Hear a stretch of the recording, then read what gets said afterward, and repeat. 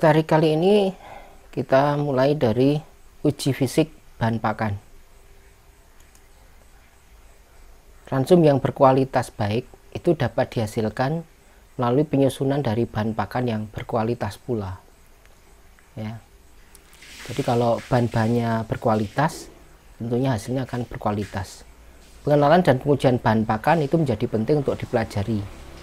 Bahan pakan akan memiliki struktur dan ciri-ciri yang berbeda.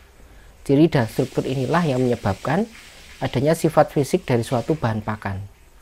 Sifat fisik bahan pakan merupakan suatu keadaan di mana terdapat sifat fisik yang memiliki kondisi kimia maupun fisika yang masing-masing bahan pakan akan berbeda. Terdapat beberapa metode evaluasi bahan pakan, baik secara fisik, kimia maupun biologis.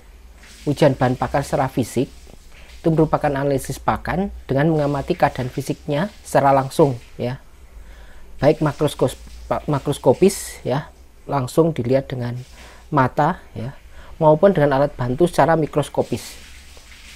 Analisis secara fisik bahan pakan saja belum cukup, ya, karena variasi dan jenis bahan pakan sangat beragam, sehingga diperlukan analisis lebih lanjut untuk mengevaluasi kualitas bahan pakan melalui analisis kimia, biologis, atau kombinasi dari analisis kimia dan biologis.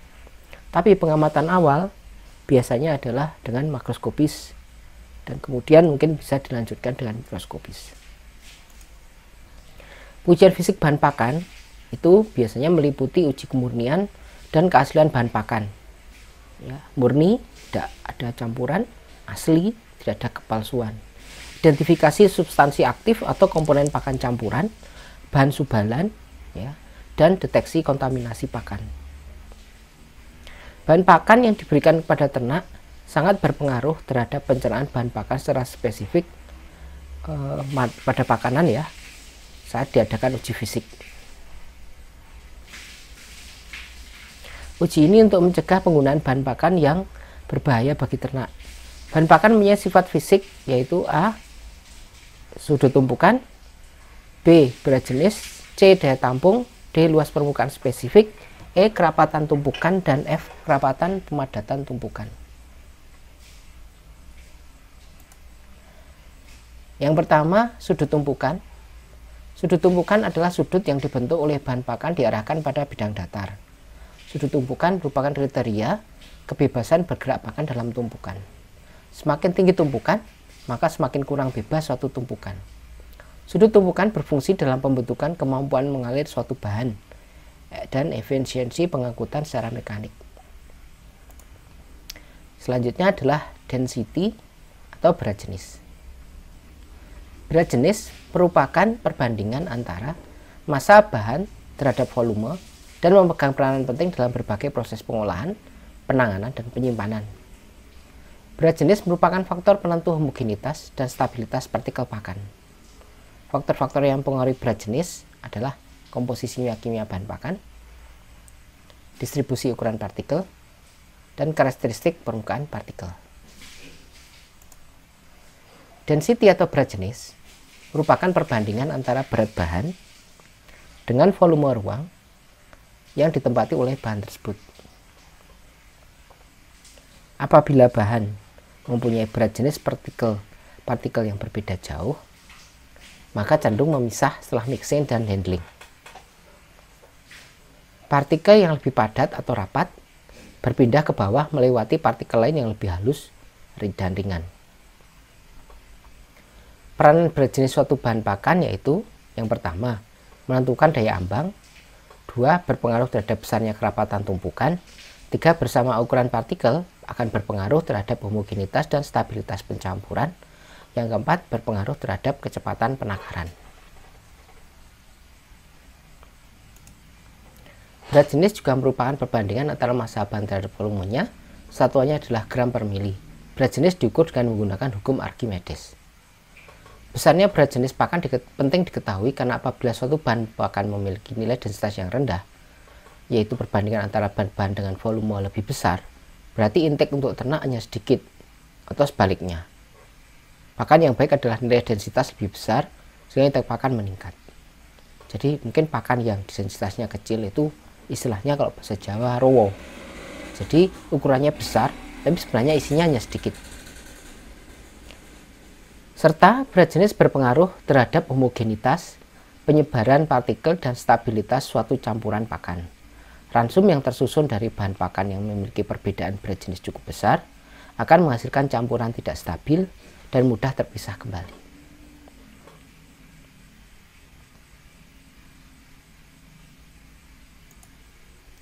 Yang berikutnya, C adalah daya ambang. Daya ambang merupakan jarak yang dapat ditempuh oleh suatu partikel bahan jika dijatuhkan dari atas ke bawah selama jangka waktu tertentu. Daya ambang berperan terhadap efisiensi pemindahan atau pengangkutan yang menggunakan alat penghisap atau pneumatio conveyor. Pengisian silo menggunakan gaya gravitasi. Jika suatu bahan punya daya ambang berbeda, akan terjadi pemisahan partikel.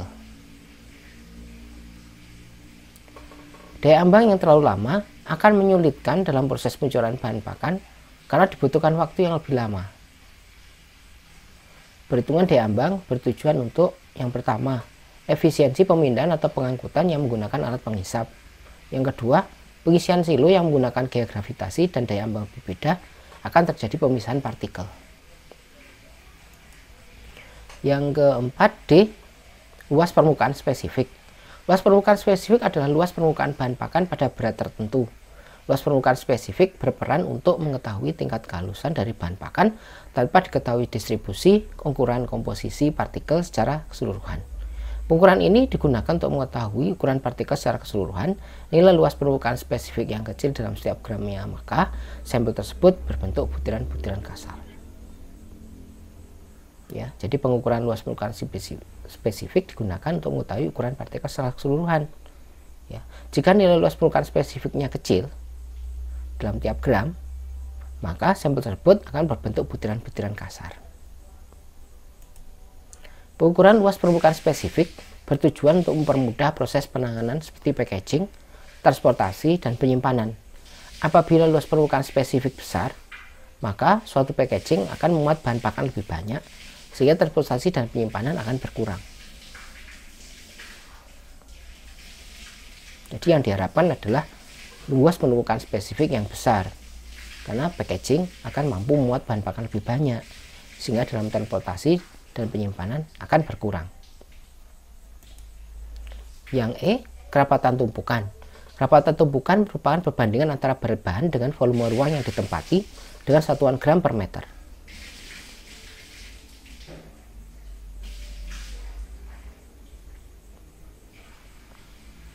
Kerapatan tumpukan digunakan untuk menentukan volume ruang penyimpanan bahan dengan berat tertentu.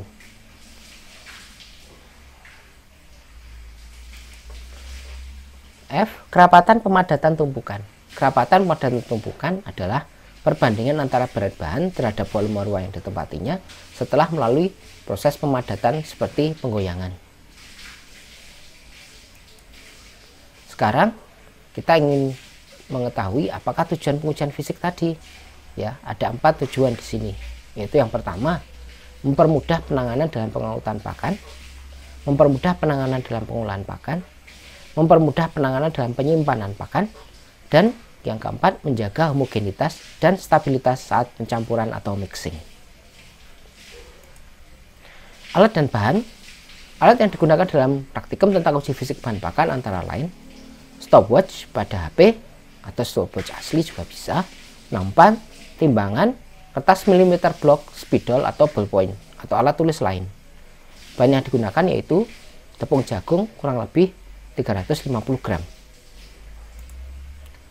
Prosedur pengujiannya, yang pertama untuk pengukuran daya ambang, siapkan nampan dan stopwatch, timbanglah sampel tepung jagung sebanyak 1 gram. Yang ketiga, menjatuhkan sampel bahan pakan pada ketinggian tertentu, minimal 1 meter. Mencatat waktu tempuh sampel bahan pakan hingga jatuh pada nampan. Yang B, pengukuran luas permukaan spesifik. Yang pertama, menimbang sampel bahan pakan sebanyak 1 gram. Yang kedua, meratakan sampel bahan pakan pada kertas milimeter blok. Dan selanjutnya adalah mengukur luas bahan pakan.